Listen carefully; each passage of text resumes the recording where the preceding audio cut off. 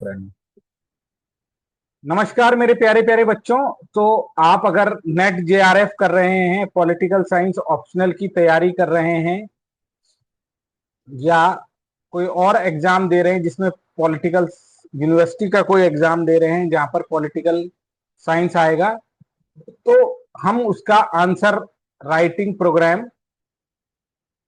और test series लेकर आए हैं। इसके अलावा हमारा ऑप्शनल भी चलता है। तो लिखने का स्टाइल क्या होना चाहिए, उसके ऊपर हम ये क्लास आपके लिए बनाना चाह रहे हैं कि आप अगर आंसर लिखना चाह रहे हैं, 300 से प्लस नंबर लाना चाह रहे हैं, तो आपको किस तरह के आंसर लिखने चाहिए। जैसे ये आंसर है, आप हमारे प्रोग्राम में, टेस्ट सीरीज के प्रोग्राम में और आंसर राइटिंग के प्रोग्राम में या ऑप्शनल के प्रोग्राम में, या आप नेट जेआरएफ दे रहे हैं या आप किसी यूनिवर्सिटी एग्जाम की तैयारी कर रहे हैं, तो ये हमारा कोर्स ज्वाइन कर सकते हैं। तो आइए एक शुरुआत करते हैं।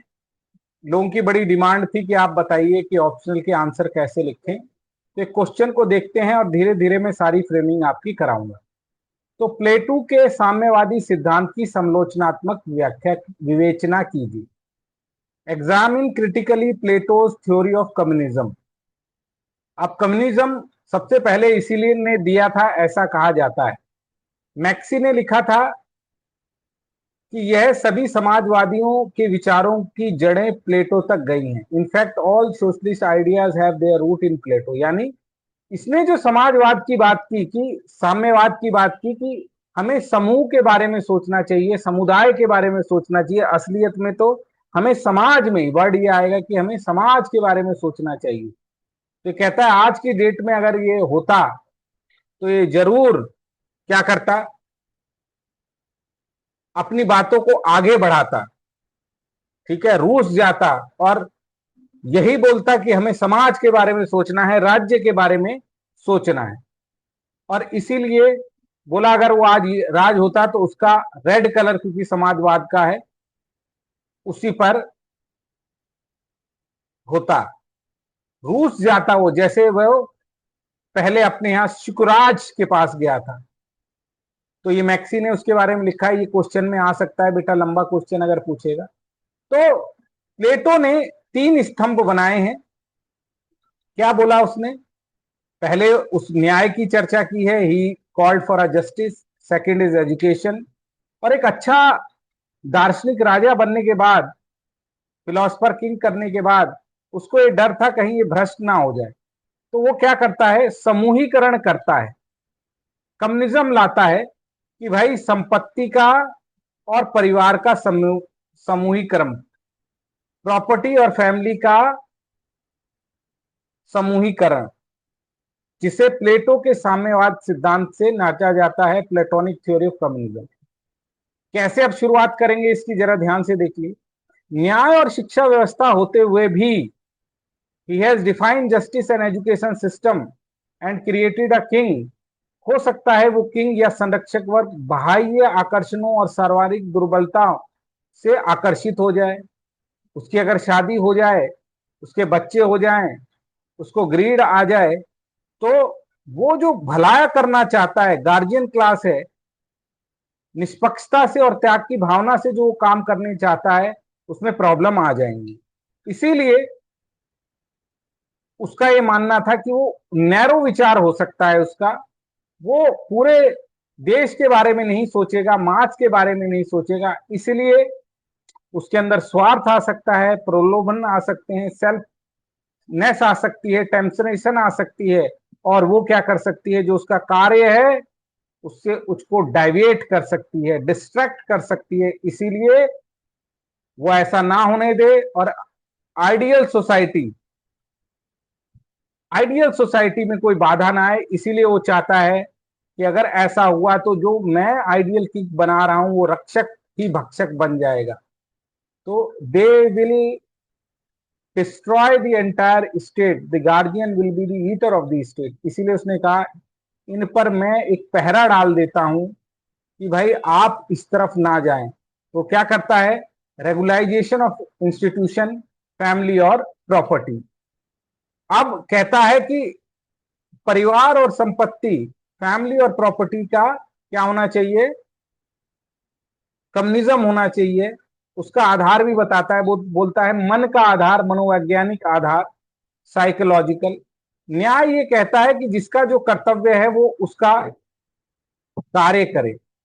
So on the psychological basis this idea of justice says that every person should perform there duty. Soldier की ड्यूटी अलग है, संरक्षक वर्ग की ड्यूटी अलग है, और जो ये पैसा की ड्यूटी है ये उत्पादक वर्ग की है। उसी को इसमें रहना चाहिए, वही आर्थिक क्रियाएं करे, इकोनॉमिक्स एक्टिविटी करे।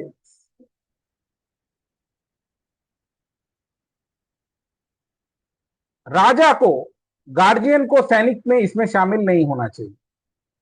पॉलिटिकल आधार ये बताता है, पॉलिटिकल आधार क्या बताता है कि जिसके हाथ में राजनीति है उसी के हाथ में आर्थिक शक्ति आ जाएगी। If political and economic power is concentrated to one hand then consequences will be negative. क्या होंगे? नेगेटिव होंगे, डेट्रीमेंटल होंगे। जो वो अच्छे से काम करना चाहिए वो नहीं कर पाएगा। फिर दर्शन का आधार उठाता है, फिलोसफिकल बेसिस। उसमें क्या कहता है? जिस तरह एक सन्यासी को, एक साधक को ईश्वर की भक्ति अगर वो करना चाहता है तो उसे घर, पत्नी, बच्चे, संपत्ति, माया से दूर रहना चाहिए। When a Sikar of truth और God, a monk should engage, if he is engaged into the God, then he should renounce home, wife and children and stay away from the property and worldly illusion। तो दार्शनिक आधार करता है, और इसी आधार पर यह कहता है प्रॉपर्टी क्या होगी? प्रॉपर्टी उसकी नहीं होगी, उसकी इंडिविजुअल प्रॉपर्टी नहीं होगी। इंडिविजुअल प्रॉपर्टी को एबॉलिश करने की बात कहता है। वो कहता है संपत्ति रखना फिलोसफर किंग के लिए, इवन सैनिकों के लिए भी इमोरल है। वो पथ भ्रष्ट हो जाएंगे। They will lead to the path of corruption, it will lead to the path of corruption. ठीक है, उनकी प्राइवेट प्रॉपर्टी होनी ही नहीं चाहिए, उनकी लैंड भी नहीं होनी चाहिए। ठीक है, ये काम केवल प्रोड्यूसर क्लास का है। This work is only of polluter class. उन्हें हमेशा उनका कोई घर भी अपना नहीं होना चाहिए। दे should not have any private home, they should live in the public houses. ठीक है, किसी चीज को उनको अपने पास नहीं रखना चाहिए। They do not store anything, बल्कि उनका नहीं, सभी का। अब वो प्राइवेट प्रॉपर्टी का निषेध करता है। ग्रेट। दूसरा भी वो निषेध करता है। He is prohibiting one more thing which is more detrimental in nature. वो ये क्या कहता है? परिवार, उसका अपनी कोई पर्सनल परिवार भी नहीं होना चाहिए, जिसे कहते हैं कम्युनिज्म ऑफ फैमिली। जिसमें वो क्या कहता है मेरे प्यारे प्यारे जिगर के टुकड़ों? वो ये कहता है कि वो किसी मोह से ना बंधे, पूरे संसार को ही अपना, वृहद समाज को ही अपना परिवार माने। He they should not indulge into the private family, rather they feel whole state as their grand family. They should not involve into the temptation of wife and family attention. कंचन कामनी काया से बच के रहें। ठीक है, अगर वो इसमें लग गए तो फिर क्या आ जाएगा? अफेक्शन आ जाएगा, फैमिली से अटैचमेंट आ जाएगा, और वो सिर्फ अपनी ही संतान की चिंता करने लग जाएंगे। They will be, their horizon will be selfish and narrow. उन्हें ऐसा नहीं करना चाहिए। उन्हें क्या करना चाहिए? परिवार उनका नहीं होना चाहिए। वो बाहर जाएं, अगर पब्लिक प्लेसेस में ही अगर वो सेक्सुअल एक्टिविटी में इंडल्ज होना चाहते हैं तो किसी के भी साथ हों, हो सकते हैं। इससे जो उन्होंने तो यहां तक कहा कि जो फिर संतान उत्पन्न होगी वो बहुत बढ़िया होगी, और इससे नारियों की भी मुक्ति होगी। वो अपने घर के कार्यों में लगी रहती हैं, उनको भी इक्वल राइट रहेगा। तो ना पत्नी ना बच्चे, कम पब्लिक प्लेस में रहना, वहीं पर अपनी सेक्सुअल डिजायर भी पूरी करना। इससे क्या होगा? दार्शनिक जो राजा हैं द फिलोसफर ग्रेट, उनकी जो ऑफ स्प्रिंग होगी वो भी बहुत ही बढ़िया होगी। इस तरह की इन्होंने बात कर दी। इनका लक्ष्य था कि मैंने अच्छा एजुकेशन से अच्छा तो बना दिया है, लेकिन वो ये बना रहे इसके लिए ना ही इंडिविजुअल प्रॉपर्टी, प्राइवेट प्रॉपर्टी, ना ही फैमिली। लेकिन आप आगे जाके क्रिटिसिज्म में लिखेंगे भैया ये बहुत ही इम्परफेक्ट सिस्टम है, हिस्ट्री में ऐसा कोई भी आपको वो नहीं मिलता उदाहरण। वो दूसरी प्रॉब्लम इसमें है, प्रॉपर्टी और परिवार का, संपत्ति और परिवार का एक ही रूप देखते हैं कि उससे भ्रष्ट हो जाएगा, करप्ट हो जाएगा। पर उसका ये एक पक्ष हो सकता है, it can be only one sided approach. Aristotle ने भी ये कहा है कि भाई परिवार अच्छी जगह है, वहीं आदमी फुलफिल होता है, प्रॉपर्टी से आदमी अपने घर को चलाता है, दूसरों का भला करता है, तो आप इसको गलत कैसे कह सकते? ये विचारधारा भी क्या है, स्केपिस्ट है कि परिवार आते ही वो सब कुछ छोड़ देगा। किसने? ये गलत है।